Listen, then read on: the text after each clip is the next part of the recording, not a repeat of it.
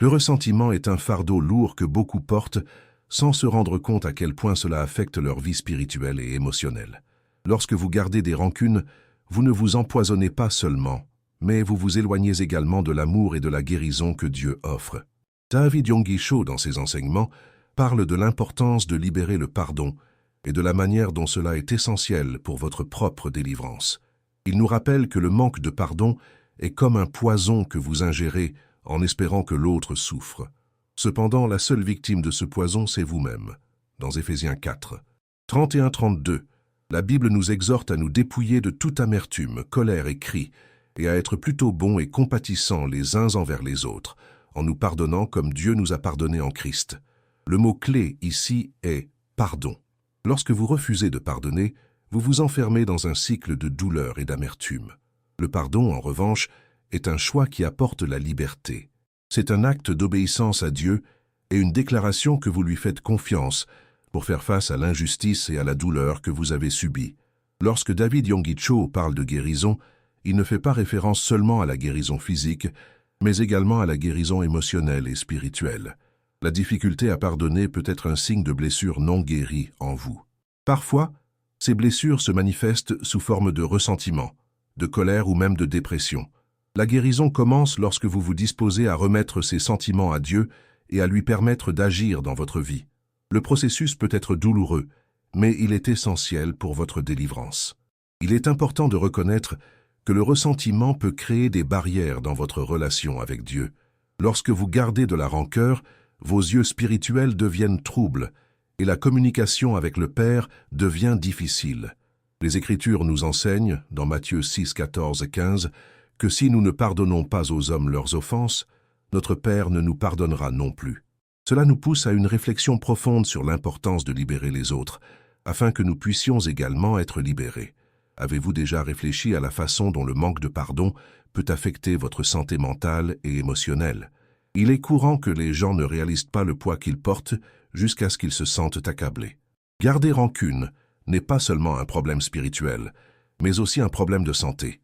Des études montrent que l'amertume peut entraîner des problèmes tels que l'anxiété, le stress et même des maladies physiques. David Yonggi Cho nous rappelle toujours que Dieu désire que nous ayons une vie en abondance et que cela inclut la santé émotionnelle. L'application pratique du pardon commence par un acte de volonté.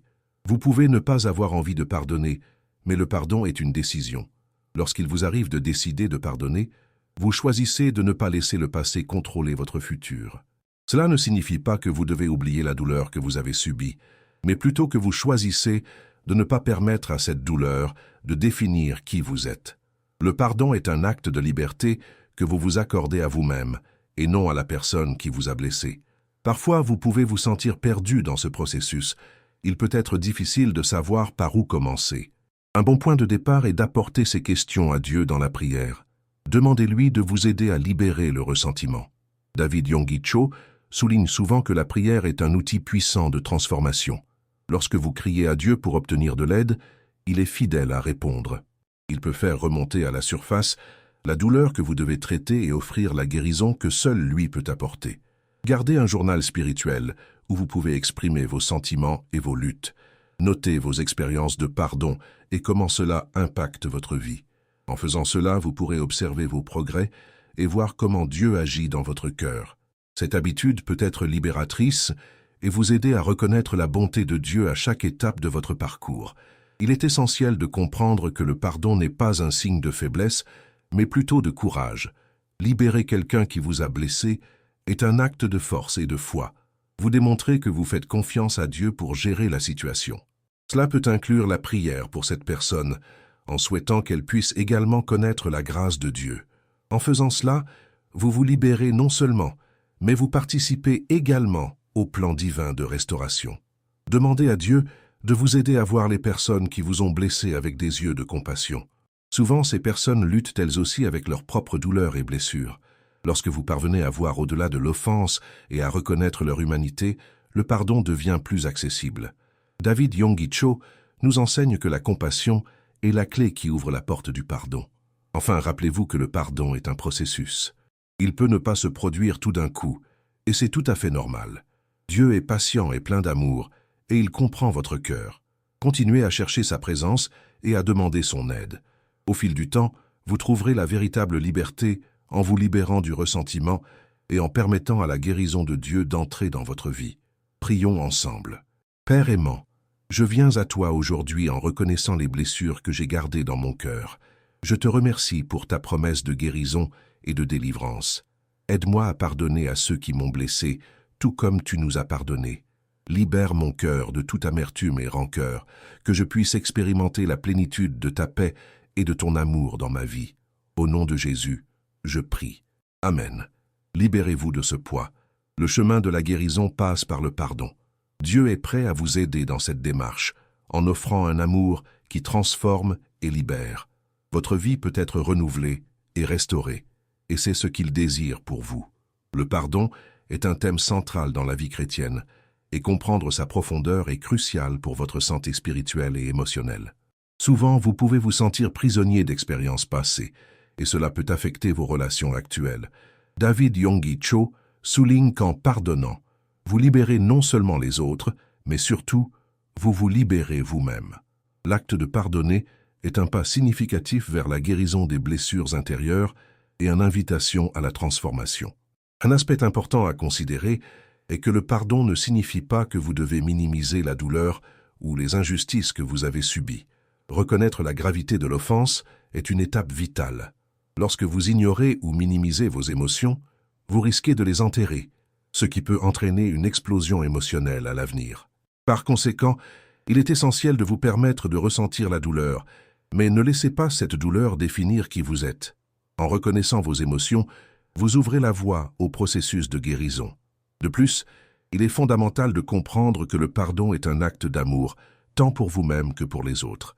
Lorsque vous pardonnez, vous vous permettez d'expérimenter un amour plus profond et véritable, qui reflète l'amour de Dieu pour vous.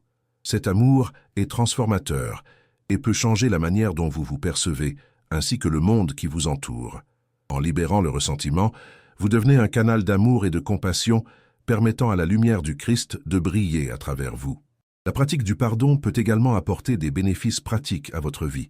Les études montrent que les personnes qui pardonnent tendent à avoir des niveaux de stress et d'anxiété plus bas.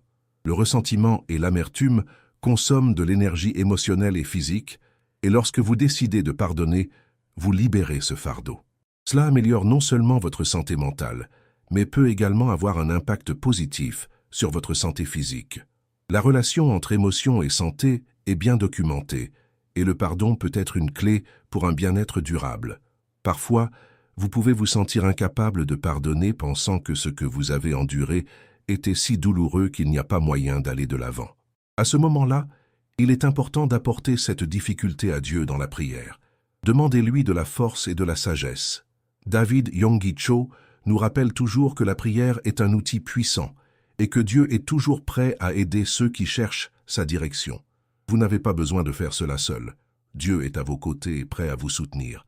Une pratique qui peut être extrêmement utile est la méditation sur les Écritures. En réfléchissant sur des versets qui parlent de pardon, comme dans Colossiens 3,13, où nous sommes invités à nous pardonner les uns aux autres, vous pouvez commencer à intérioriser la vérité selon laquelle le pardon est un choix et un acte de foi. Méditer sur la parole de Dieu aide à aligner votre cœur avec la volonté divine, renforçant votre détermination à pardonner. Vous pouvez vous demander comment commencer à pardonner à quelqu'un qui vous a profondément blessé.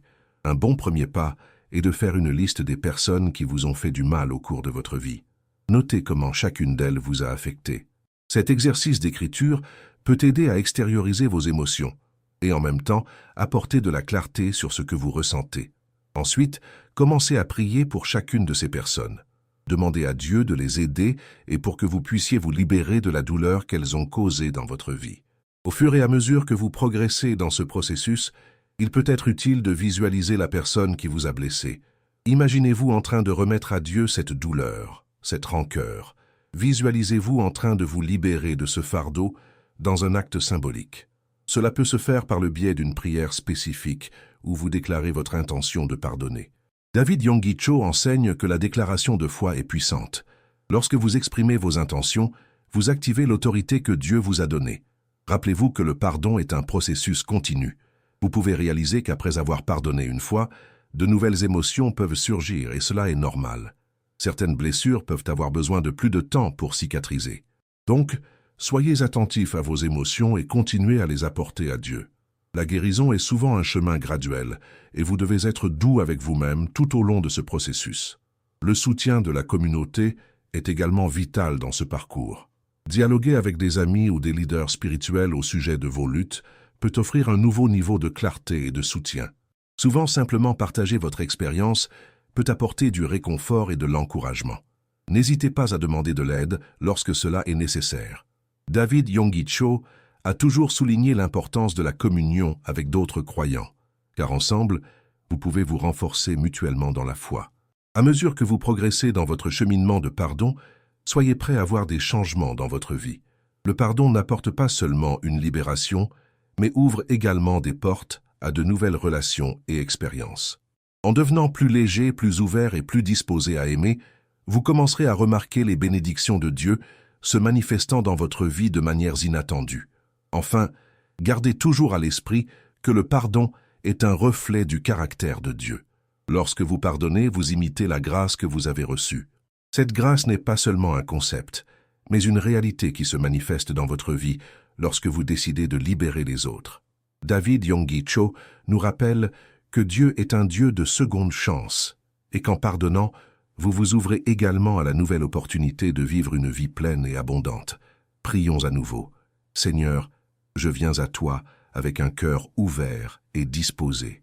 Aide-moi à pardonner ceux qui m'ont blessé et à accueillir la guérison que tu offres. Que je sois un reflet de ton amour et de ton pardon dans ma vie. Au nom de Jésus, je prie. Amen. Le chemin du pardon est difficile, mais la récompense est incommensurable. Soyez prêts à faire le premier pas et voyez comment Dieu peut transformer votre vie en libérant le poids du ressentiment. À mesure que vous avancez dans ce processus de pardon, il est crucial de comprendre que le pardon ne signifie pas que vous devez permettre à la personne qui vous a blessé de continuer à vous faire du mal. Pardonner, c'est se libérer du poids émotionnel que l'offense a apporté, mais cela n'implique pas d'ignorer les actes de celui qui a causé la douleur.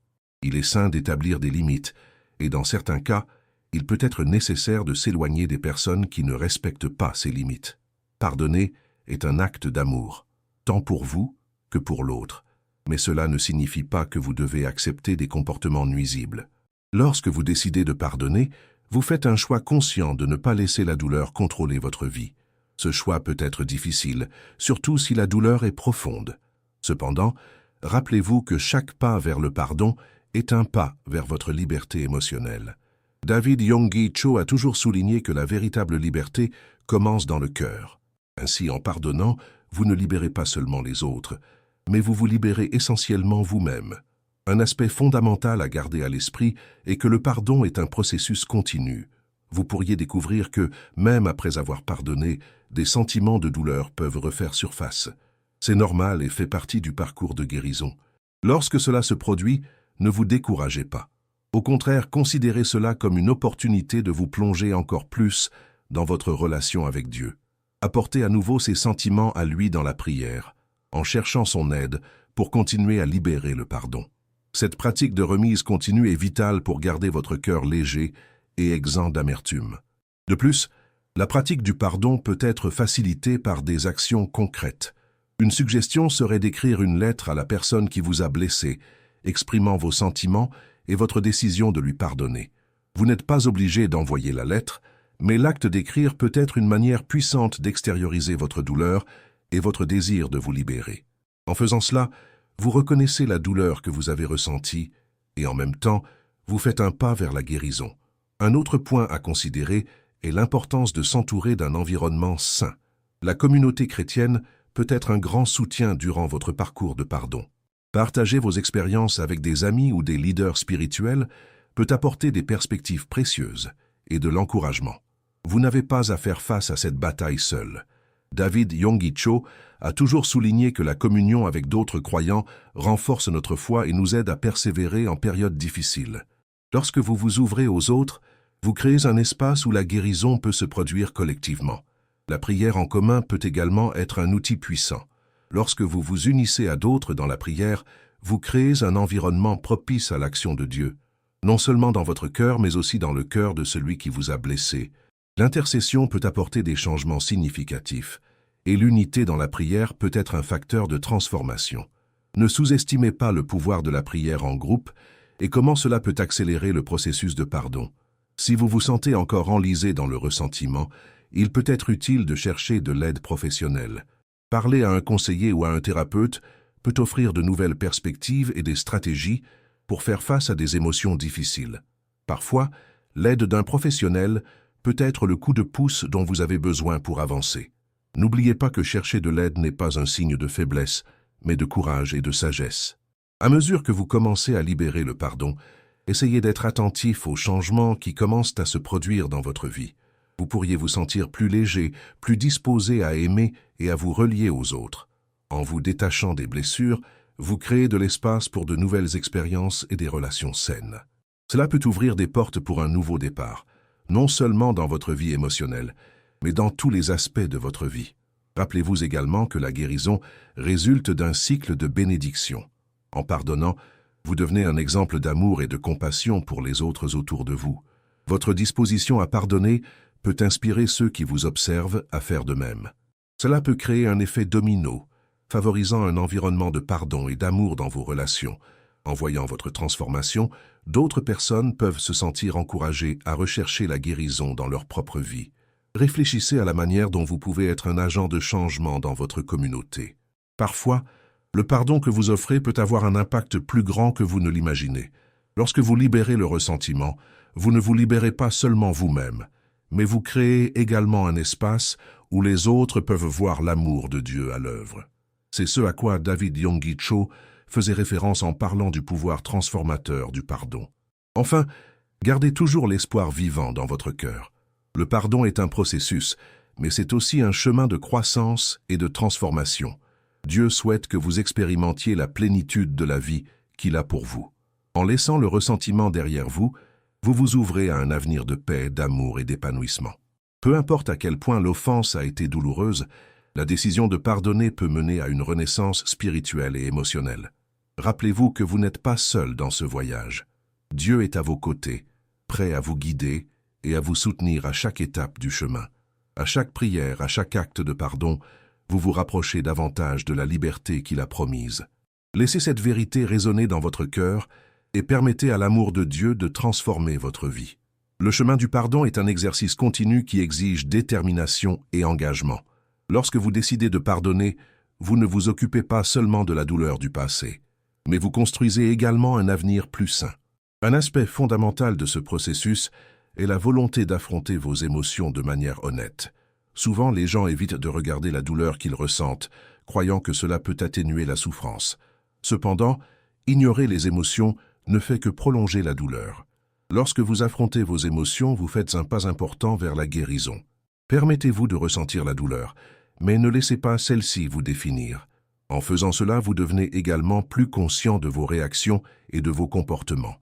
Cette autoconscience est essentielle pour pouvoir éviter des schémas de comportement nuisibles et ainsi construire des relations plus saines à l'avenir. Un autre point important à considérer est la pratique de la gratitude. La gratitude a le pouvoir de changer votre perspective sur la vie. Lorsque vous vous concentrez sur les bénédictions que vous avez, il est plus facile de libérer les ressentiments. La gratitude aide à cultiver un cœur léger, vous permettant de voir la bonté de Dieu dans votre vie, même au milieu des difficultés. Envisagez de tenir un journal de gratitude, où vous notez chaque jour les choses pour lesquelles vous êtes reconnaissant. Cela peut inclure de petits moments de joie, le soutien d'amis, ou même les leçons tirées d'expériences difficiles. En vous concentrant sur le positif, vous créez un espace dans votre esprit qui facilite la libération du négatif. De plus, la pratique du pardon est une occasion de réfléchir sur vos propres erreurs et imperfections. Reconnaître que nous sommes tous faillibles et que nous avons besoin de la grâce de Dieu pour être pardonnés peut être un puissant moteur pour offrir le pardon aux autres. Lorsque vous réalisez que vous avez aussi besoin de pardon, il devient plus facile d'étendre la même grâce à ceux qui vous ont blessés. La prière doit être une partie constante de ce processus. Ce n'est pas seulement une demande d'aide, mais une conversation intime avec Dieu. En priant, vous pouvez exprimer votre douleur, vos difficultés et votre volonté de pardonner. La prière devient un moyen d'ouvrir votre cœur à Dieu. permettant à lui d'agir en vous et de transformer votre douleur en guérison. N'oubliez pas que le pardon n'est pas un événement isolé, mais un processus. Il est normal de devoir pardonner plusieurs fois la même offense.